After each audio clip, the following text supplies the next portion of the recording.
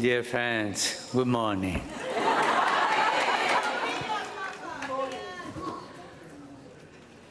On the occasion of my visit to the United Nations, I am pleased to greet you, the men and women who are in many ways the backbone of this organization.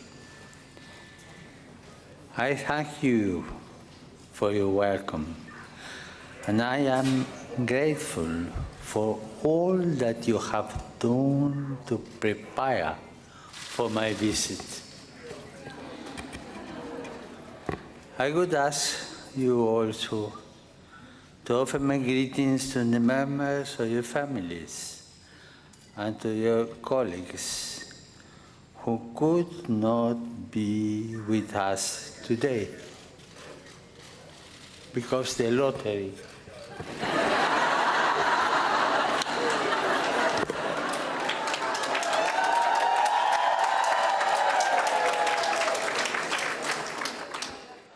The vast majority of the work done here is not of the kind that makes the news. Behind the scenes, your daily efforts make possible many of the diplomatic, cultural, economic, and political initiatives of the United Nations, which are so important for meeting the hopes and expectations of the peoples who make up a human family. You are experts and experienced field workers, officials and secretaries, translators and interpreters, cleaners and cooks, maintenance and security personnel. Thank you for all you do. Your quiet and devoted work not only contributes to the betterment of the United Nations, it also has great significance for you personally, for how we work expresses our dignity and the kind of persons we are.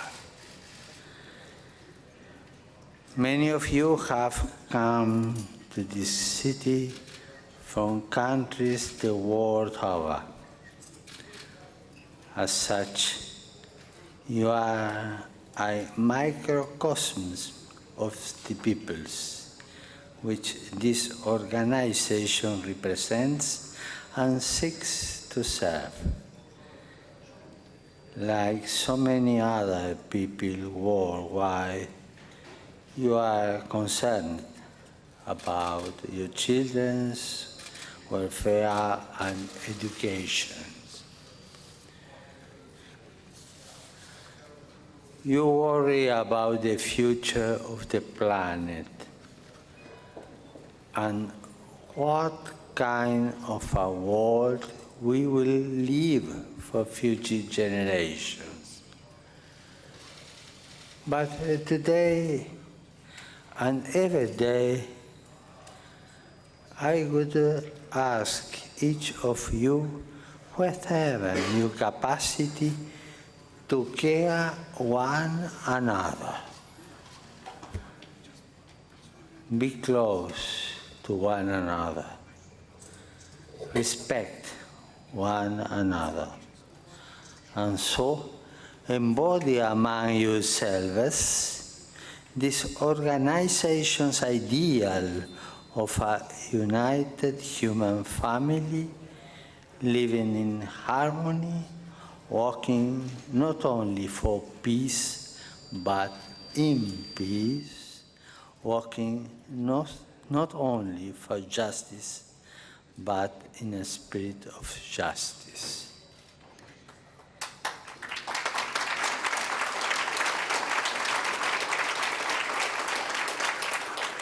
Dear friends, I bless each one of you from my heart. I will pray for you and your families, and I ask each one of you, please, to remember to pray for me. And if any of you are not believer, I ask you to wish me well. God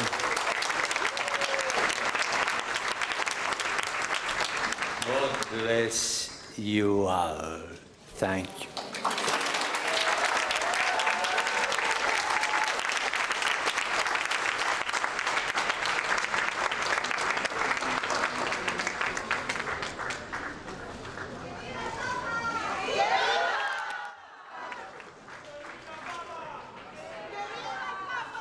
And we've been listening to Pope Francis address the staff at the United Nations. Again, he mentioned global warming. He said you worry about the future of the planet and what kind of a world we will leave for future generations. But today and every day, I would ask each of you, whatever your capacity, to care for one another. And as you mentioned earlier, our foreign correspondent, Allen Pizzey, was talking about how he doesn't preach, but he does encourage other people. And I think that is definitely conveyed there. Yeah, most definitely. He's not hammering away at you. He's not wagging a finger at you. And the other interesting thing was, at the end, he always asks, even when he was first made Pope, pray for me. But then he always, if you don't believe, your good wishes will be just fine. And he's not excluding anyone. He's always, everything he does is inclusive. And it's an interesting thing. You're not being told to, get in my church and do what I say. It's just, please, try to do what we all should do, kind of thing. Yeah, Monsignor, how would you characterize this message? You had talked before we heard what he was going to say about how you thought it was probably going to be sort of a personal thing, because these are the people who work at the UN. They're not the leaders. These are just regular folks. Yeah, what struck me is he spoke about individual workers. He talked about the cooks, the cleaners, the personnel, and actually did exactly the same at the Vatican. He has daily mass in his chapel, and he always invites a small group of people to come. But the first people he invited to come to his daily masses when he was elected Pope were not the cardinals, the bishops or priests, but they were the gardeners, they were the cooks, the cleaners, the janitors. And this is what he said again: you really are the ones who keep this organization, the wheels turning. And I think that must have been very, very edifying for them. He had this great love when he was in Buenos Aires, and he sent half of his priests, he moved them from their offices and sent them to the slums. He's known as the Slum Pope, and he's got a lot of nicknames as Pope. Yeah, this Pope is going to be known as everything. But it's an indication that he wants to be with the ordinary people. He wants to meet them where they are and really accompany them in their journey, in their difficulties. And I think that gives all of us a lot of consolation. It certainly does. Well, as he makes his way through the United Nations, there are more school children lined up there to say hello. Monsignor Figueiredo, thank you so much for your insight. And foreign correspondent Allen Pizzey, you'll be joining us throughout the day as we continue to follow and have continual Pope coverage.